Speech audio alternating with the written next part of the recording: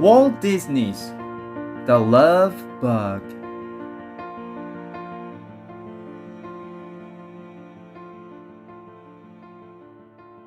Walt Disney's The Love Bug.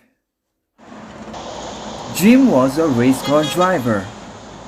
He liked fancy cars with big motors. He liked to look at all the new cars in the showroom. But he did not have enough money to buy one. Mr. Thorndyke tried to sell Jim a long, shiny yellow car. But Jim only had $50.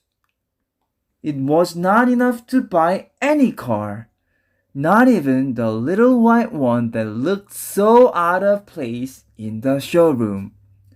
Mr. Thorndyke was angry. "Get out!" he said to Jim. Jim left the showroom through the front door. Just then, Mr. Thorndyke's helper pushed the little white car out the back door.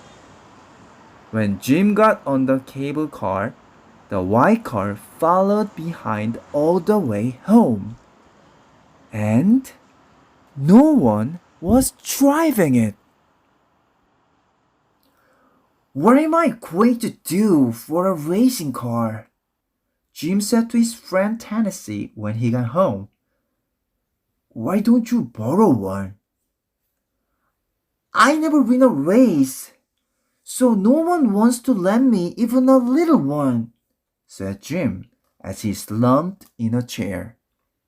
Suddenly, someone knocked at the door.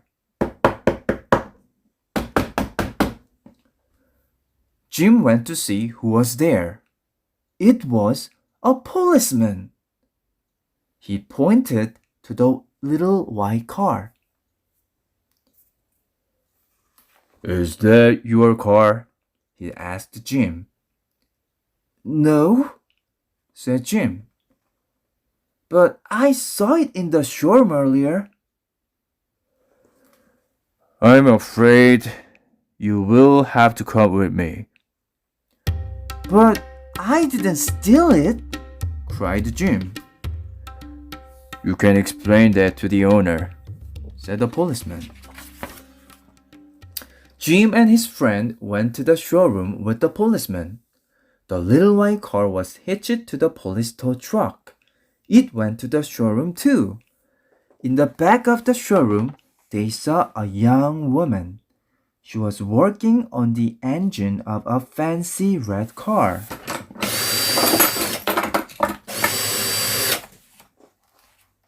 "Hi, my name is Carol," she said. "I'm Mr. Thorndyke's mechanic." "Where is Mr. Thorndyke?" asked the policeman. "Here he is now," Carol said as Mr. Thorndyke came through the door. "So, you found the car thief," he said to the policeman. "I'm not a car thief," Jim insisted. "I don't know how the white car got to my house." "Say, Jim," said Tennessee. "I think that cars like you. Why don't you buy it?" "Cars don't like people," said Jim. "And I don't like this car. Even if I did, I don't have enough money to buy it." Mr. Thorndyke looked at his watch. "I'm in a hurry, and I really want to sell this car. Just pay what you have now, and you can owe me the rest." Jim really did need a car, so he gave Mr. Thorndyke his $50. Tennessee named the little white car Harvey. He worked very hard to get Harvey ready for the race at the fairgrounds. He cleaned the motor and washed it and polished the outside. But right from the start, the little car seemed to have a mind of its own. The car always went where it wanted to go. No matter which way Jim turned the steering wheel, Harvey went its own way. On the day of the race, Harvey took the fastest way to the fairgrounds. Before they knew it, Jim and Tennessee found themselves sitting on the racetrack at the starting line.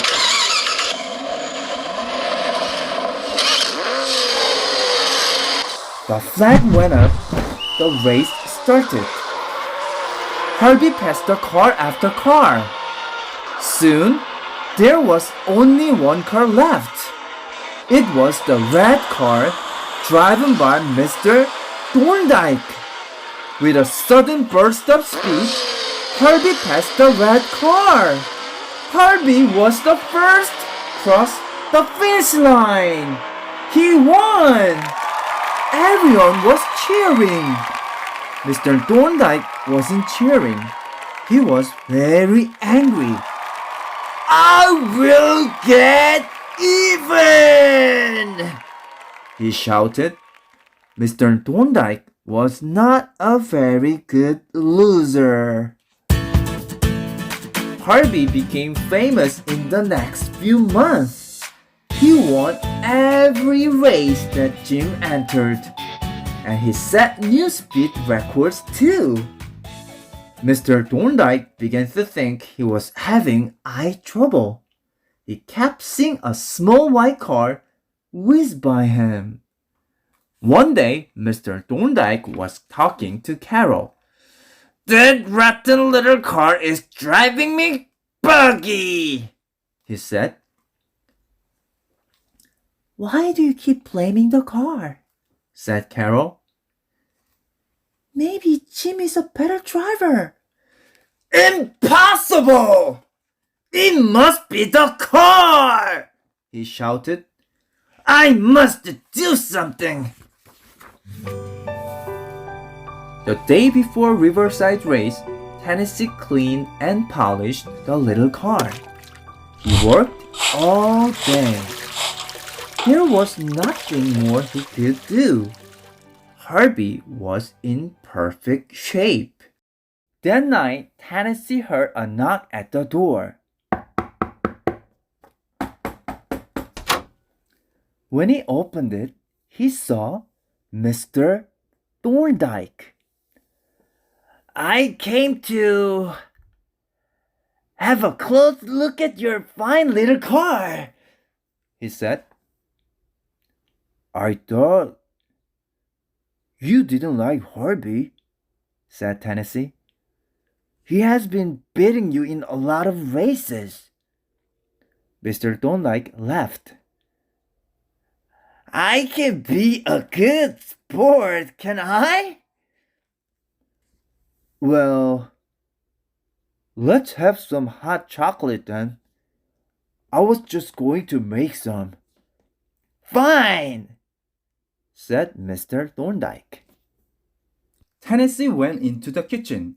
He brought out a tray of cookies and a can of whipped cream. "I'll be back with the hot chocolate in a minute," Tennessee said as he went back to the kitchen. "Here is my chance to really mess up this car," Mr. Thorndyke said to himself. Mr. Thorndyke picked up the can of whipped cream. He squirted lots of cream into Harvey's gas tank. Then he left. When Tennessee came back with 2 cups, he didn't see Mr. Thorndyke. "That's funny. I wonder why Mr. Thorndyke left without saying goodbye," Tennessee thought.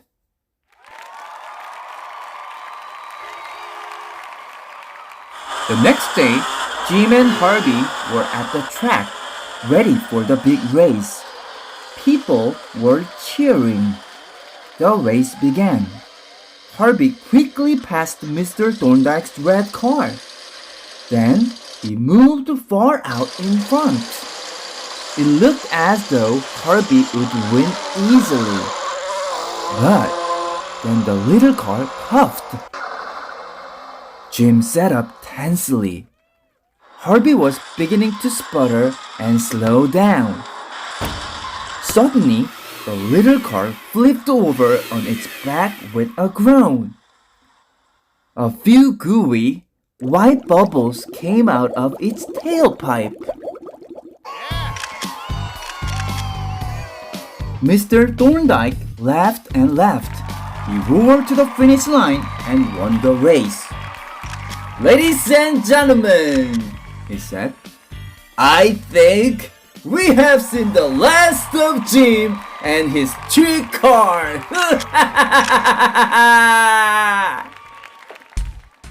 That evening, Tennessee was looking sadly at Herbie's engine. It was covered with gooey white bubbles. "Poor little fellow," he said. "Who could have done this to you?" He stuck his finger in the white goo and tasted. It was whipped cream. "Thorndyke!" cried Tennessee.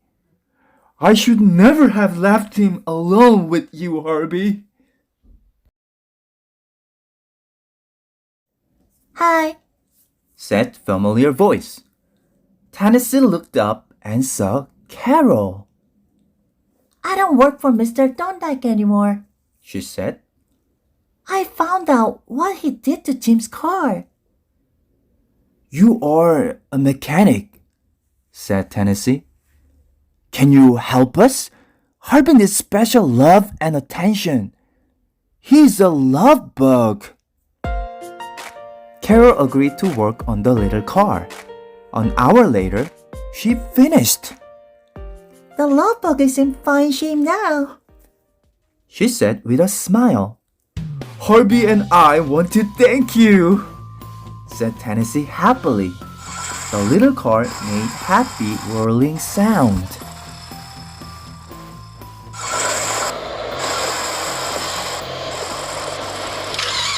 The Eldorado road race was set for the next morning.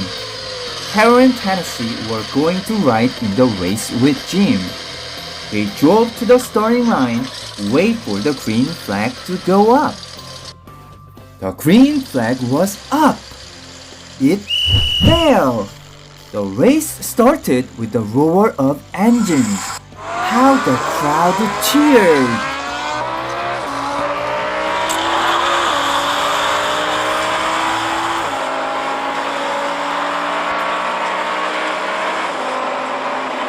The race was very hard one.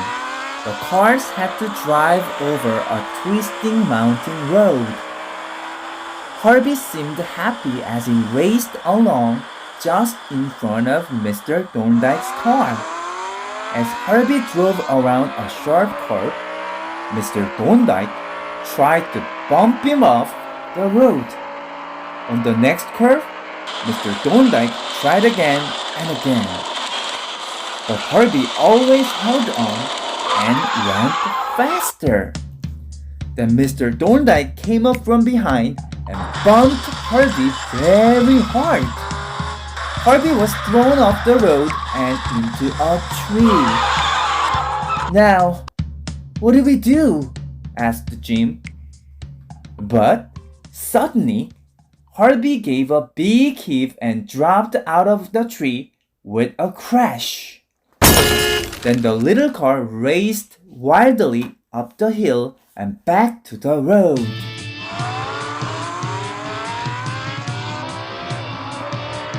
"That blasted car!" Mr. Thorndyke said to his helper. "I thought the last bump would wreck it for sure, but it just keeps going!" Soon, they caught up with Mr. Thorndyke's car. Then, they passed him again. Both cars were coming to finish line. Harvey was still out in front. Mr. Thorndyke's car was close behind.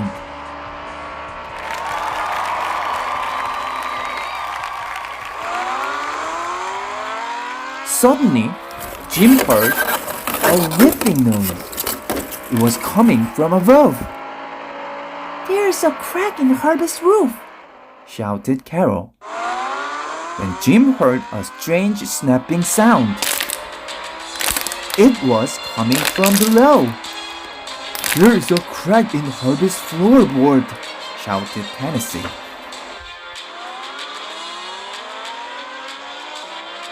At that very moment, Herbie came apart. Mr. Thorndyke's bumping had damaged him.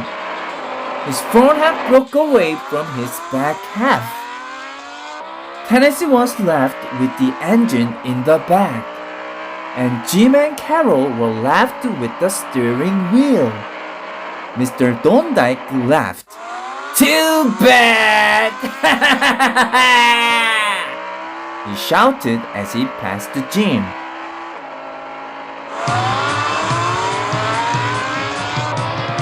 But then, a strange thing happened. Both halves of Herbie kept going.